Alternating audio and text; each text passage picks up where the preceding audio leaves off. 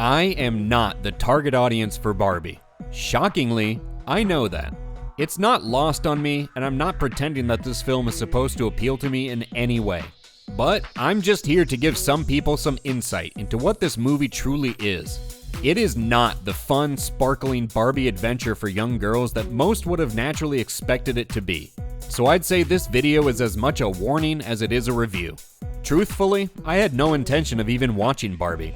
But here at HateWatchers, there are times where we must wade through the modern toxic sludge that Hollywood craps out so that you don't have to.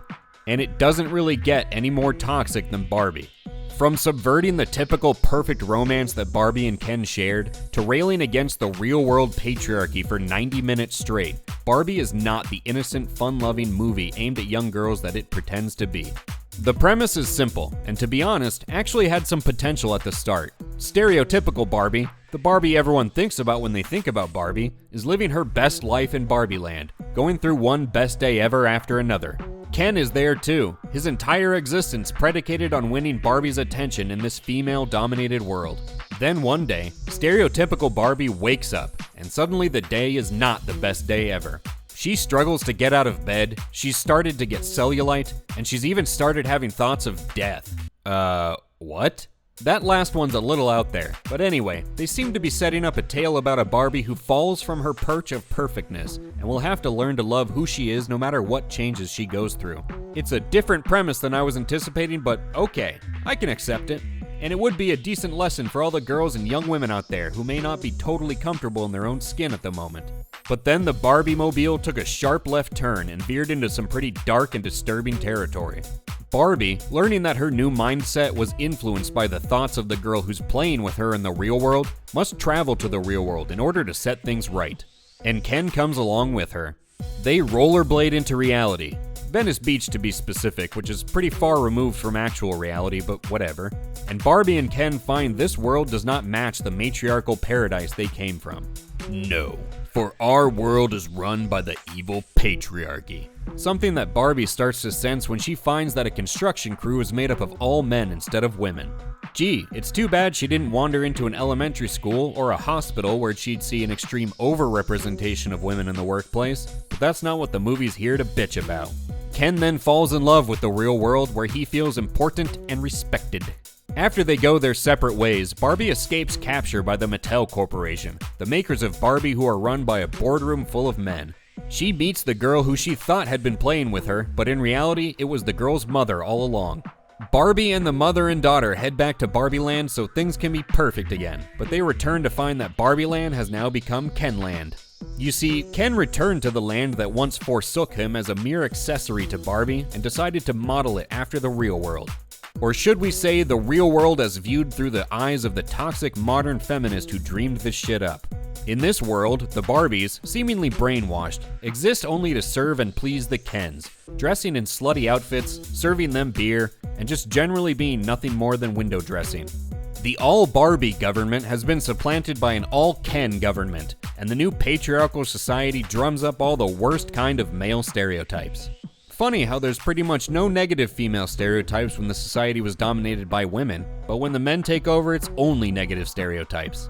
Anyway, Barbie and the other Barbies and the real girls discover that by giving a voice to the cognitive dissonance experienced by a woman living under a patriarchy, they can snap out of their brainwashing. And I'm now convinced that the writer doesn't know what cognitive dissonance is. Well, they set out to de-brainwash the Barbies before the Kens can change the Constitution because democracy itself is under attack. The Barbies emotionally manipulate the Kens into having a civil war. Then the Barbies storm the Capitol and overthrow the government, restoring the Barbie supremacist constitution. The Barbies take back their homeland, and Ken is embarrassed. Barbie apologizes for taking him for granted, and Ken learns to love himself for who he is, and everyone starts to hug and sparkle. Until one Ken asks for a seat on the Supreme Court and is denied, being told that Ken's position in society needs to match that of women in the real world. Wait. Have these people ever actually seen who's on the Supreme Court, or are they just reading headlines and getting upset? Whatever. Barbie leaves Barbie Land and becomes human so she can go to the real world and have a vagina. At least that's the implication, considering her first stop is at the gynecologist. Anyway, that's a wrap. While the movie and its messaging are pretty delusional and disgusting, it's not a totally joyless endeavor. There are a number of laughs to be had, with Will Ferrell's CEO character being the source of more than a few of them. The Barbie Land world did have a certain charm to it, even if it's not the highest quality nor plasticky enough for some Uber fans. And as stated before, we actually think that they had a decent premise at the start, making the first 20 minutes or so fairly enjoyable. But just like in the real world, the fun ends abruptly when Barbie and Ken arrive in Venice Beach. From that point on, the movie just tries to beat you over the head with a pink hammer about how cartoonishly oppressive the patriarchy is in our world. How it's near impossible to simply exist as a woman in this world, and how every single woman has severe mental health struggles as a result. It's a real woe is me and woe man is me slog for the rest of the film as the toxic femininity starts to spread. The real low point is when the real-world mom goes on a completely delusional rant about the unrealistic expectations that are put on her. To put a perfect bow on her diatribe and really prove how tone-deaf it is, she ends it with the words, "so that people will like us." Being liked, being socially accepted at all costs, is an ideal of toxic femininity. It is not something that society dictates you must achieve as a woman. Those are expectations you put on yourself. It is not some patriarchal, sinister society placing these expectations on you.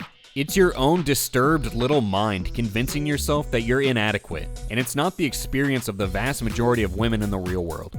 But per usual, the people writing these things have never visited the real world. In terms of the overall message the movie wants to pass along, it seems to change several times toward the end. It oscillates between patriarchy bad, don't take your Ken for granted, accept women of all kinds, and being a human is tough.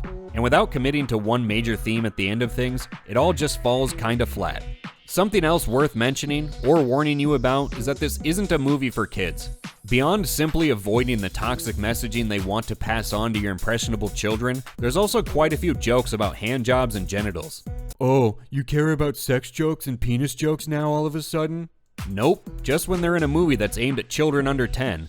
Many will argue that the movie is PG-13, and some of the marketing implies that it's not young kid friendly, but you're fucking delusional if you want to pretend that this movie wasn't designed to appeal to young girls. And yes, the handjob jokes appear in a short teaser trailer, but you're also kidding yourself if you think the vast majority of parents thinking about taking their kids to this movie have ever seen that. There's also plenty of offhanded comments and messaging sprinkled throughout, about on par with what you'd expect. The pregnant girl in Barbie Land is treated like a weird outcast, and Barbie stopped being best friends with her now that she's pregnant because pregnancy and motherhood are so gross and not modern. The daughter in the real world calls Barbie a fascist because no one who uses that word anymore has any idea what it means. And then she berates Barbie for representing sexualized capitalism. Sexualized capitalism. That's an odd thing to say in a movie that's definitely designed to try and make money and includes beautiful actors and sexual innuendos. Now, isn't that the pot calling the kettle African American? At the end of it, you're just left a little confused about who this movie is really for. It's clearly not for young girls, nor the parents who would take them to see the movie. It seems to be only for the type of people who just need to hear a fuck the patriarchy message from a child's doll. The kind of overgrown adolescents who lash out at the world because it's easier than facing their own shortcomings. The type of adults who need to cling to stuffed animals and blankets and use baby words to try and soften the world around them. My tum-tum hurts. It probably hurts because you're full of shit. You're nearly 40. Stop talking like a toddler. Contrary to every expectation of sparkling fun you probably have about Barbie, the movie in the end is just sad. It's a sad appropriation of a beloved children's toy to push a twisted, delusional narrative. Where they could have used the story to empower young girls and teach them how to deal with change, they instead chose to try and make them angry at the world. Obviously, this movie is getting the HateWatch designation from us, and we just want to warn those of you considering taking your kids to this, that this movie is not what the trailer would have you believe it is. Anyway, all the Barbie supremacist types out there who need this kind of crap in their lives seem to be lapping it all up, so be wary of the positive reviews. But enough from us. We want to hear from you. What expectations did you have for the Barbie movie? Are you sadly not surprised at all about what the final product ended up being? Should they do a G.I. Joe movie critical of the military-industrial complex next? Let us know in the comments below. And remember to like the video if you liked it, and click that subscribe button to stay tuned to HateWatchers for more reviews of other current shows and movies. Thank you for having the best day ever with us, and we'll catch you on the next one.